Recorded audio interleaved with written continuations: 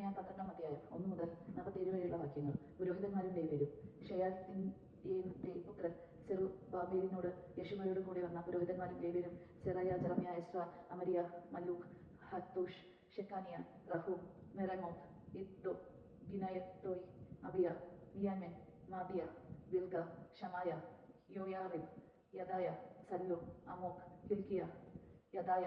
യെശുവയുടെ കാലത്തെ പുരോഹിതന്മാരുടെ അവരുടെ സഹോദരന്മാരുടെ നേതാക്കന്മാർ ഇവരായിരുന്നു. ലേവ്യർ യെശുവ, ബിനൂയി, കദ്മിയേൽ, ഷറേബ്യ, യൂദ എന്നിവരും സ്തോത്രഗീതത്തിന്റെ നേതൃത്വം വഹിച്ചിരുന്നു. മത്താനിയായും ചാർച്ചക്കാരും അവരുടെ സഹോദരന്മാരുമായ ബക്ബൂക്കിയായും ഇന്നോയും അവർക്ക് അവ്യൂഹമായി നിന്നു. ഗാനശുശ്രൂഷയിൽ പങ്കുകൊണ്ടു. യെശുവ യോയോക്കിമിന്റെയും യോയോക്കിം എലിയോഷിബിന്റെയും എലിയാഷിബ് യോദാദയുടെയും യോദാദ ജോനാഥന്റെയും ജോനാഥൻ യദുവായുടെയും പിതാവായിരുന്നു.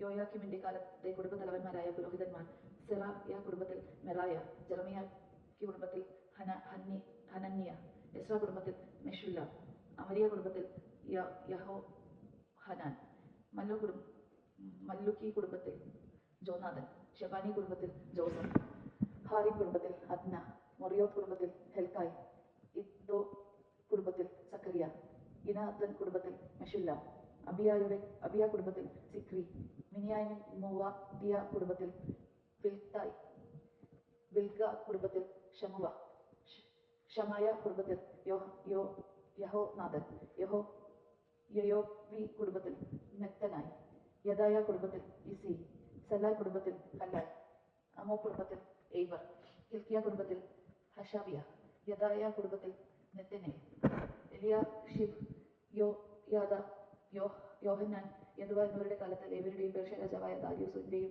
കാലം വരെ പുരോഹിതന്മാരുടെയും കുടുംബത്തലവന്മാരുടെയും പേരുവിവരം രേഖപ്പെടുത്തിയിരുന്നു. എലിയാഷിബിന്റെ പുത്രൻ യോഹന്നാന്റെ കാലം വരെ ദിനവൃത്തി ഗ്രന്ഥത്തിൽ ലേവ്യ കുടുംബത്തലവന്മാരുടെ പേരുകൾ രേഖപ്പെടുത്തിയിരുന്നു. ഹഷാബിയ, ഷബേബിയ, കദ്മിലിയോന്റെ പുത്രൻ യെശുവ എന്നിവർ തങ്ങൾക്ക് അഭിമുഖമായി നിന്ന സഹോദരന്മാരോട് ഒത്ത് ദൈവപുരുഷനായ ദാവീദിന്റെ കൽപ്പന അനുസരിച്ചുള്ള സ്തുതിയും കൃതജ്ഞതയും യാമം തോറും ദൈവത്തിന് അർപ്പിച്ചു.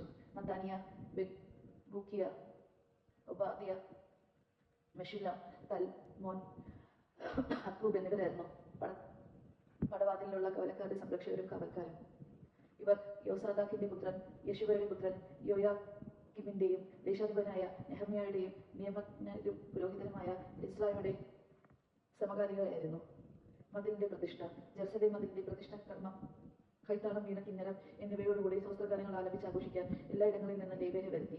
നെഫോത്താവ്യരുടെ ഗ്രാമത്തിൽ നിന്ന് ജെറുസലേമിന്റെ പ്രഭാതങ്ങളിൽ നിന്ന് ബത്ഗിൽഗാൽ, ഗേബ, അസാമാവത്ത് എന്നിവിടങ്ങളിൽ നിന്ന് ഗായകർ വന്നു ചേർന്നു. അവർ ജെറുസലേമിന് ചുറ്റും ഗ്രാമങ്ങൾ നിർമ്മിച്ചു. പുരോഹിതന്മാരും ലേവ്യരും തങ്ങളെ തന്നെ ഈ ജനത്തെയും കവാടങ്ങൾ, മതിൽ എന്നിവയും ശുദ്ധീകരിച്ചു. അനന്തരം താൻ യൂദായുടെ പ്രഭുക്കന്മാരെ മതിലിന്റെ മുകളിലേക്ക് നയിക്കുകയും കൃതജ്ഞതാ സ്വസ്ത്രങ്ങളോടെ ഘോഷയാത്ര നടത്തുന്നതിനും 2 വലിയ ഗായകഗണങ്ങളെ നിയോഗിക്കുകയും ചെയ്തു. ഒരു ഗണം മതിലിന് മുകളിലൂടെ വലത്തോട്ടും ചവിട്ടുവാതിൽ വരെ പോയി.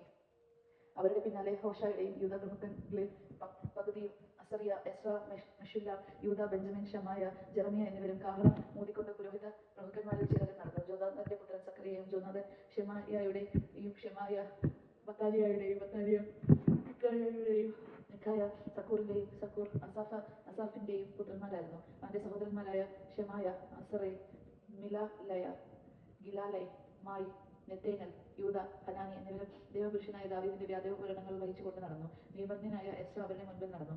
ഈ സംഘം ഉറവവാതിൽ കടന്ന് ദാവീദിന്റെ നഗരത്തിലേക്കുള്ള നടകൾ കയറി അവന്റെ കൊട്ടാരത്തിന്റെ പാർശ്വത്തിനുള്ള കയറ്റത്തിലൂടെ പോയി കിഴക്ക് ജലതിങ്കളിലെത്തി. കൃതജ്ഞതാ സ്വസ്ത്രം ആലപിച്ചുകൊണ്ട് മധ്യസ്ഥലം ഇടതുവശത്തേക്ക് നീങ്ങുമ്പോൾ ഞാൻ പകുതി ജനത്തോട് മതിലിലൂടെ ചൂളഗോപുരം കടന്ന് വിശാല മതിൽ വരെ അവരെ അനുഗമിച്ചു. അവർ എഫ്രായിം കവാടവും പ്രാചീന കവാടവും മത്സ്യ കവാടവും ഫനാനി ഗോപുരവും ഗദദ് ഗോപുരവും അജ കവാടവും പിന്നിട്ട് കാവൽപ്പുരയ്ക്കടുത്തുള്ള കവാടത്തിങ്കിൽ എത്തുന്നു. കൃതജ്ഞതാ സ്വസ്ത്രം ആലപിച്ചുകൊണ്ടിരുന്ന 2 ഗണങ്ങളും ഞാനും നേതാക്കന്മാരിൽ പകുതിയും കാഹളം മൂതിക്കൊണ്ട് പുരോഹിതന്മാരായ ഏലിയാക്കീം, മാസയ, മിനായാമിൻ, മിക്കായ, ഏലിയാബേനായ്, സക്കറിയ, ഹനാനിയ എന്നിവരും പിന്നാലെ മാസയ, ഷമായ, എലെയാസർ, ഇസി, യഹോഹാനാൻ, മൽക്കിയ, ഏലാം, ഏസർ എന്നിവരും ദേവാലയത്തിലെത്തി. ഇസ്രാഹിയായുടെ നേതൃത്വത്തിൽ ഗാനം ആലപിച്ചു. അന്ന് അവർ അനേകം ബലിയർപ്പിക്കുകയും ആനന്ദിക്കുകയും ചെയ്തു. വലിയ ആഹ്ലാദത്തിന് ദൈവം അവർക്ക് ഇട നൽകി. സ്ത്രീകളും കുട്ടികളും അതിൽ പങ്കുചേർന്നു. ജെറുസലേമിന്റെ ആഹ്ലാദത്തിനുകൾ അകലെ കേൾക്കാമായിരുന്നു. പുരോഹിതന്മാരും ലേവ്യരും പട്ടണങ്ങളോട് ചേർന്നിരുന്ന വയലുകളിൽ നിന്ന് നിയമപ്രകാരം ലഭിക്കേണ്ട സംഭാവനകളും ആദ്യഫലങ്ങളും ദശാംശങ്ങളും സംഭരിച്ച് കലവറകളിൽ സൂക്ഷിക്കാൻ ആളുകളെ അന്ന് നിയോഗിച്ചു. ദേവാലയ ശുശ്രൂഷകരായ പുരോഹിതന്മാരും ലേവ്യരും യൂദാജനം സംതൃപ്തരായിരുന്നു. അവർ ദൈവത്തിന്റെ ശുശ്രൂഷയും ശുദ്ധീകരണ ശുശ്രൂഷയും അനുഷ്ഠിച്ചിരുന്നു. ദാവീദിന്റെയും പുത്രൻ സോളമന്റെയും അനുശാസനമനുസരിച്ച് ഗായകന്മാരും വാതിൽ കാവൽക്കാരും തങ്ങളുടെ കർത്തവ്യം നിർവഹിച്ചു. പണ്ട് ദാവീദിന്റെയും അസാഫിന്റെയും കാലത്ത് ഗായകന്മാർക്ക് നേതാവുണ്ടായിരുന്നു. സ്തുതിയുടെയും കൃതജ്ഞതയുടെയും ഗാനങ്ങൾ ദൈവസന്നിധിയിൽ അവർ ആലപിച്ചു ഇരുന്നു. സെറുബ്ബാബേലിന്റെയും നെഹെമ്യായുടെയും കാലത്ത് ഇസ്രായേൽ ജനം ഗായകന്മാർക്ക് വാതിൽ കാവൽക്കാർക്കും ദിവസേന വിഹിതം നൽകിയിരുന്നു. ലേവ്യർക്ക് വിഹിതം കൊടുത്തിരുന്നു. ലേവ്യർ അഹരോന്റെ പുത്രന്മാർക്ക് ഓഹരി നീക്കിവെക്കുകയും ചെയ്തിരുന്നു. ദൈവജനമാണ് നാം കേട്ടത്. ക്രിസ്ത്യാനിക്ക് സ്തുതി.